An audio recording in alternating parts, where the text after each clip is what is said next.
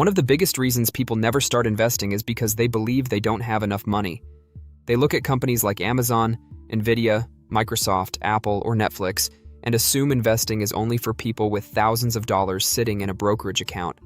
It's easy to think you're too late or that wealth is reserved for high-income earners. But that belief couldn't be further from the truth. Today, technology has completely changed the way people invest. You no longer need enough money to buy an entire share of many of the world's biggest companies. In fact, you can begin building a diversified investment portfolio with as little as $1. That single change has opened the stock market to millions of new investors around the world. In this video, I'm going to explain exactly how fractional shares work, why they've become so popular, their advantages and disadvantages, and how even small investments can grow into substantial wealth over time. For decades, investing in individual companies often required significant amounts of money. If a company's share price was hundreds or even thousands of dollars, many beginners simply couldn't afford to participate. As a result, countless people delayed investing while trying to save enough cash to purchase whole shares. Fractional investing has completely transformed that experience. Instead of buying one entire share, investors can purchase a fraction of a share based on the amount of money they want to invest.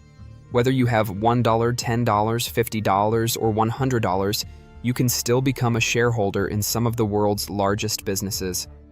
Today, we'll explore how fractional shares actually work, why they can be an incredibly powerful tool for new investors, how they fit into a long-term investment strategy, and the common mistakes to avoid if your goal is building wealth over the next decade. One of the greatest barriers to investing has never been a lack of opportunity. It has been the belief that investing requires large amounts of money. For many years, that assumption was understandable. If you wanted to own shares of a company trading at several $100s per share, you generally needed enough cash to purchase at least one full share. This created a psychological hurdle that discouraged millions of potential investors from even getting started. Fractional shares changed that completely. A fractional share simply represents partial ownership of a company. Instead of buying one entire share, you purchase a percentage of a share. Imagine a company whose stock trades at $1,000 per share.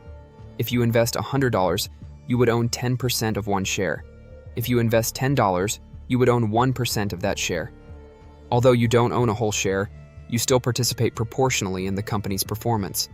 If the stock price rises by 20%, the value of your fractional investment also rises by approximately 20%. If the company pays dividends, you generally receive your proportional share of those dividends as well.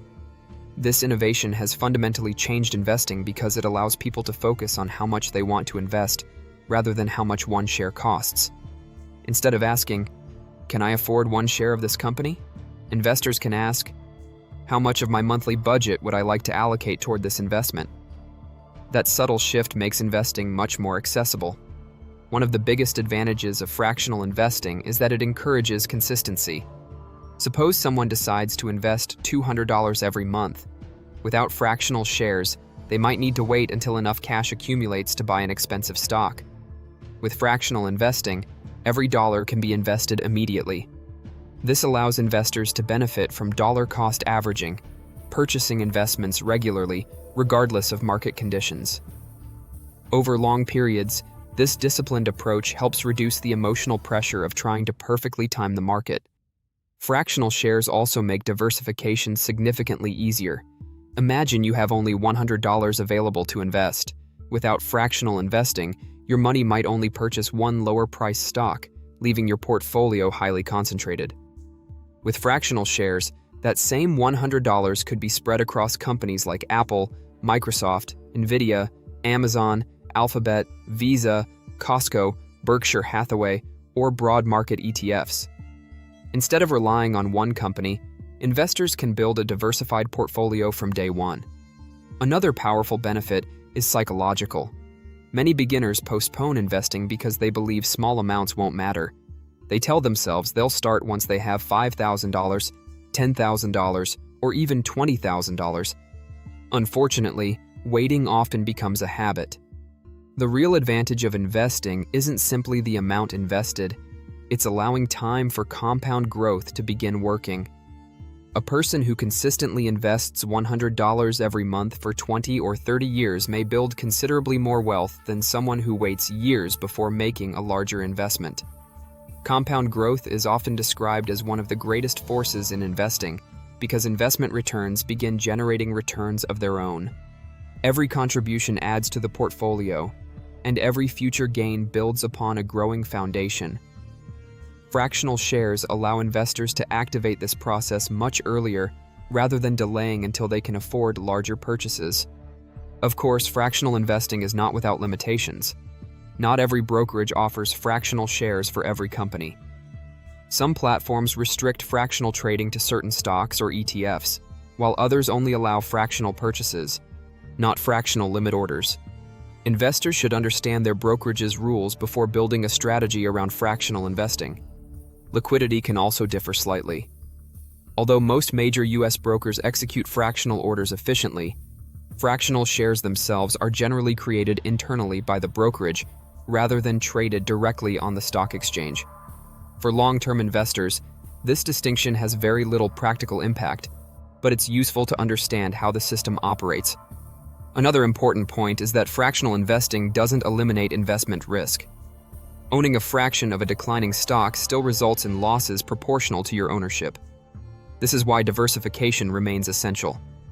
Fractional shares make diversification easier, but investors still need to choose quality businesses or diversified ETFs rather than chasing speculative investments simply because they're affordable. One of my favorite aspects of fractional investing is that it removes excuses. Instead of saying, "I'll invest when I have more money," people can begin today. Even investing small amounts consistently builds financial habits that often become more valuable than the money itself. The habit of paying yourself first, investing every month, and thinking like an owner rather than a spender gradually transforms your relationship with money. Fractional investing also fits perfectly alongside ETF investing. Many investors choose to build the core of their portfolio using diversified ETFs tracking indexes like the S&P 500 or the total U.S. stock market, while adding fractional positions in companies they strongly believe in. This combination provides broad diversification alongside targeted exposure to businesses with exceptional long-term potential. Perhaps the greatest lesson fractional investing teaches is that building wealth isn't about making one enormous investment. It's about making consistent investments over many years. Financial freedom is rarely created through one spectacular decision. It's built through thousands of disciplined choices repeated month after month. Fractional shares simply make those choices available to everyone, regardless of income level.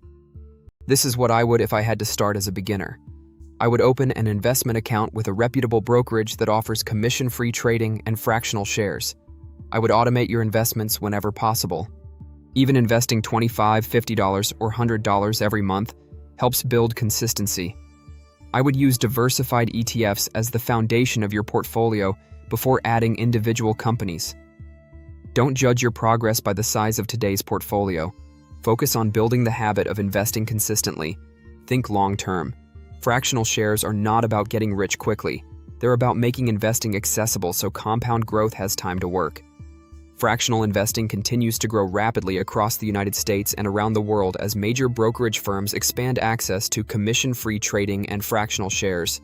Platforms such as Charles Schwab, Fidelity, Robinhood, Interactive Brokers, Public, and SoFi Invest all support fractional investing for many U.S.-listed stocks and ETFs, making it easier than ever for beginners to start investing with small amounts. The continued popularity of ETFs has also strengthened the appeal of fractional investing.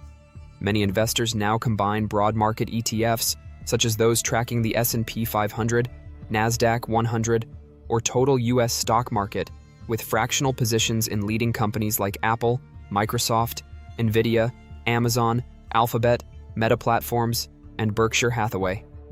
Artificial intelligence remains one of the dominant investment themes in 2026, driving strong interest in technology companies while also encouraging financial advisors to remind investors about the importance of diversification rather than concentrating their portfolios in a single sector. If there's one lesson I hope you take away from this video, it's this. Don't let the size of your first investment determine whether you begin. The stock market doesn't care whether you start with $1 or $1 million. What matters is developing the habit of investing consistently, staying diversified, and giving your investments time to grow. Fractional shares have removed one of the biggest barriers to investing. Today, almost anyone can become a shareholder in some of the world's greatest companies with just a few dollars. Remember, wealth isn't built by waiting for the perfect moment. It's built by starting. If you found this video helpful, don't forget to like, subscribe, and turn on notifications for more videos about investing, ETFs, stocks, personal finance, and building long-term wealth. I'd also love to hear from you in the comments. If you had just $100 to invest today, which company or ETF would you choose first? Thank you so much for watching, and I hope you have a wonderful day. Keep investing, keep learning, and I'll see you in the next video.